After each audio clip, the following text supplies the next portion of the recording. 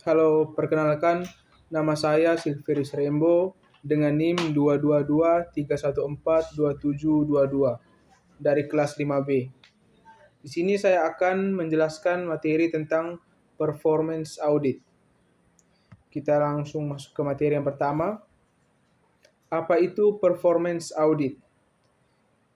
Itu adalah penilaian terhadap kegiatan suatu organisasi untuk melihat apakah sumber daya dikelola dengan memperhatikan prinsip ekonomi, efisiensi, dan efektivitas, serta apakah persyaratan akuntabilitas dipenuhi secara wajar.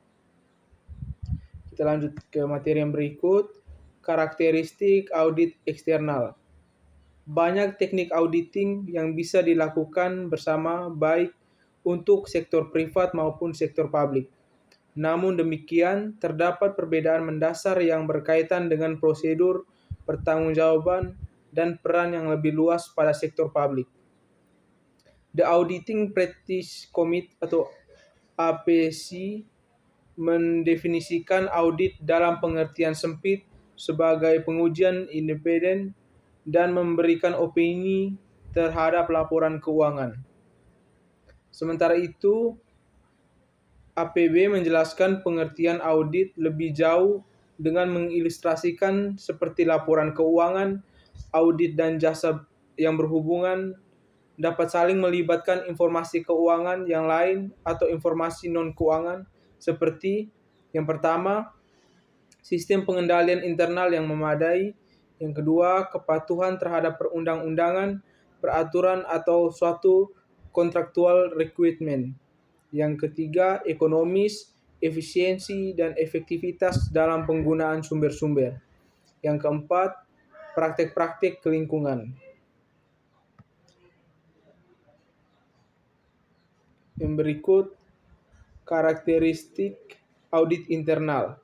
Ada 5 poin. Yang pertama, memastikan kesesuaian kebijakan manajemen dengan arahan untuk mencapai tujuan organisasi. Yang kedua, untuk menjaga aktiva.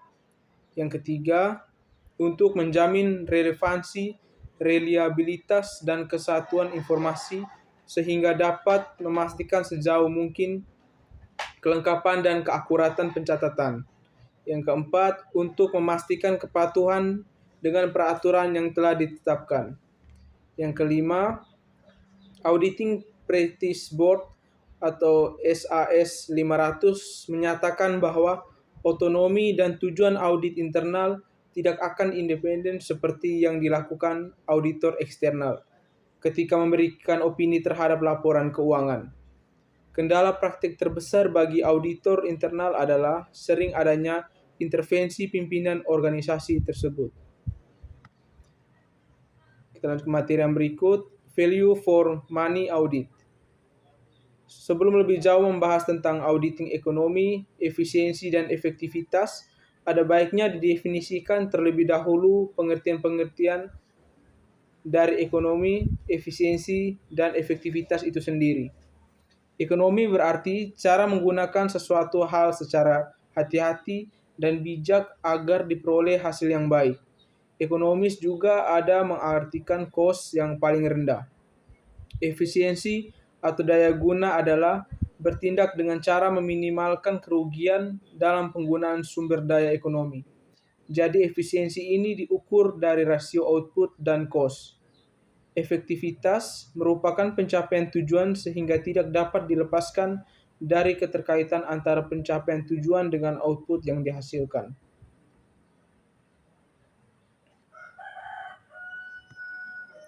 Yang berikut tujuan performance audit. Untuk memberikan pandangan yang jelas tentang kinerja pandangan orang, memberikan gambaran yang jelas tentang bagaimana masyarakat berpikir sistem harus diubah, analisis kesenjangan yang menunjukkan secara grafis apa yang berhasil dan apa yang tidak berhasil, menyiapkan proses kuesioner yang hemat biaya dan efisien waktu, dirancang oleh personel internal.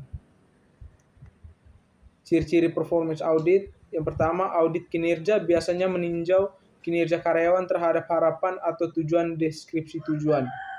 Yang kedua, ini adalah alat yang digunakan untuk menentukan apa yang berhasil dan apa yang tidak berhasil. Yang ketiga, mengukur efisiensi, efektivitas, dan ekonomi bagi seorang karyawan. Yang berikut jenis performance audit.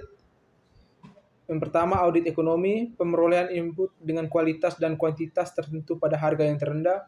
Dua, audit efisiensi, pencapaian output yang maksimal dengan input tertentu. Yang ketiga, audit efektivitas, tingkatan pencapaian hasil program dengan target yang ditetapkan.